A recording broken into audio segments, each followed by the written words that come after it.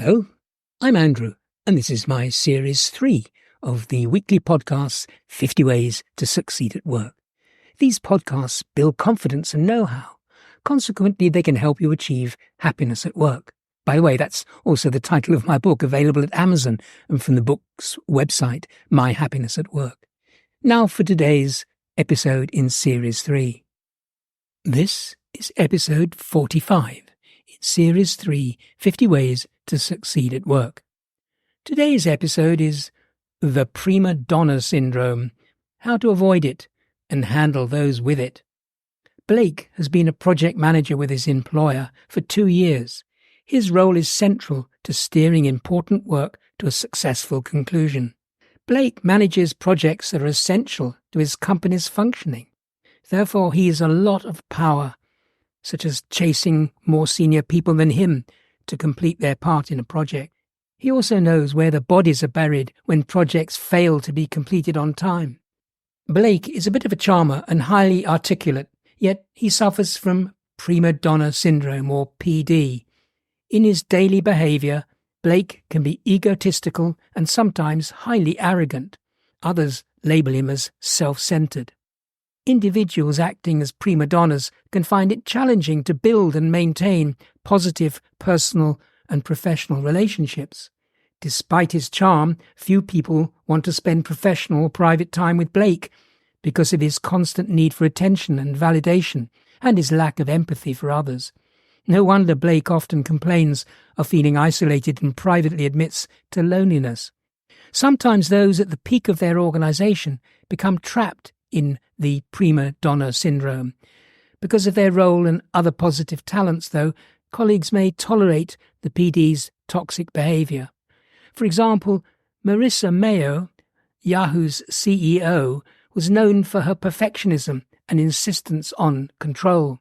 She made unilateral decisions disregarding input from her team, and despite her accomplishments, Yahoo's decline continued during her tenure. Elon Musk of X, SpaceX and Tesla is another high-profile prima donna whose behaviour can sometimes damage himself and others that he manages. For example, his sense of entitlement led him to seek an excessive salary of $56 billion. Can anyone in the entire world warrant that amount? Amazon's founder and former CEO Jeff Bezos is admired and criticised. His relentless pursuit of growth and innovation sometimes created a toxic work environment. Reports of high-pressure tactics and demanding expectations abound. Gordon Ramsay, the celebrity chef, exhibits classic prima donna traits. His explosive temper, perfectionism and ego are well documented on TV shows like Hell's Kitchen. And while he's a culinary genius, his behaviour alienates colleagues.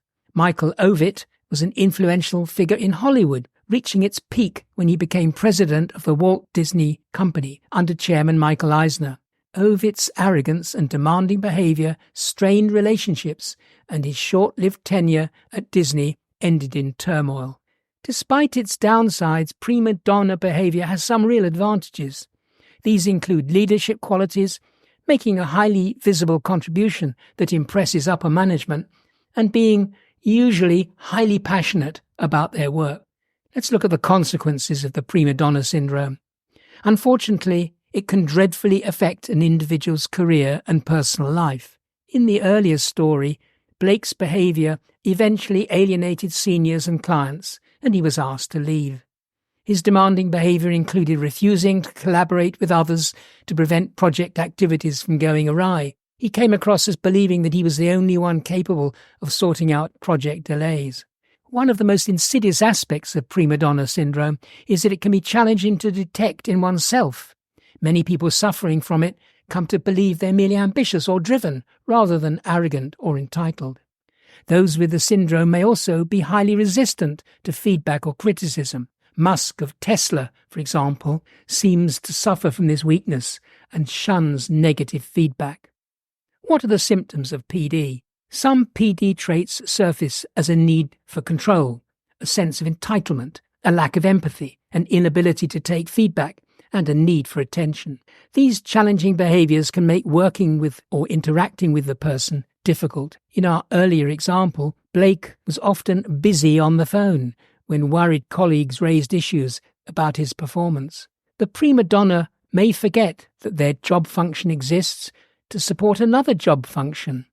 A classic example in a manufacturing plant is when the head of maintenance acts as though he and his team are doing production a favour by fixing something broken down. The maintenance department's customer is production and is supposed to keep the line running and improve flow and cycle time. In the office, a prima donna might work in accounting, reception, engineering, sales, marketing, or quality. While the prima donna is often a good performer, they've often allowed their unique talents to inflate their ego instead of focusing on others. Managers can be reluctant to address this behaviour because they're lulled into complacency and fear a backlash. Plus, the manager actually likes the person's work. Best performance is usually less than possible because the prima donna doesn't share information or expertise very well, preferring to use it as a competitive advantage. Is this you? If you detect signs that you might be a prima donna, seek help. Don't try to curb these tendencies alone without support. There may be deep-seated reasons for your present behaviour. Receiving regular honest feedback, for example, needs to be accepted and not rejected. Other areas of your behaviour to review include self-awareness. Are you regularly reflecting on your behaviour and its impact on others? Seek feedback from trusted colleagues to understand how you're perceived. Humility. Do you always acknowledge the contributions of your teammates? Do you celebrate their successes? Share credit for success. Are you open to learning from failure? And work-life balance. Are you setting boundaries to ensure a healthy work-life balance? Delegate tasks where possible and prioritize self-care. Now, dealing with a prima donna. Dealing with a work colleague suffering from the prima donna syndrome can be challenging. Here are some strategies that may be helpful. Establish clear boundaries with individuals who exhibit prima donna behaviour. Establish expectations for how you'll work together and communicate these expectations clearly and assertively. Be prepared to follow through if the individual crosses these boundaries. Stay calm and professional when dealing with prima donnas, even if they become hostile or difficult. Avoid getting drawn into arguments or emotional reactions, as this can escalate the situation and make it harder to resolve. When communicating with someone with prima donna tendencies, focus on facts and solutions. Avoid getting trapped in emotions by providing clear, objective feedback with suggestions for improvement or compromise. Seek support, as dealing with someone with prima donna syndrome can be stressful and challenging. If necessary, raise the issue with your senior colleagues by talking through your experiences and feelings. Together, you may be able to maintain a perspective and develop effective coping strategies. Consider disengaging from the person with prima donna syndrome if they are constantly difficult or toxic to work with. Suppose you feel that the individual's behaviour is impacting your well-being or the well-being of others. In that case, it might be time to consider ending the relationship or seeking other professional or personal opportunities. Individuals with this syndrome can lead to low morale, loss of team colleagues, and strained client relationships. The earlier you recognise it and address it, the stronger you and the organisation will be. And my final thoughts on all of this? Ensure you're not unwittingly sending out prima donna signals yourself, such as strained relationships, burnout, and resistance to feedback.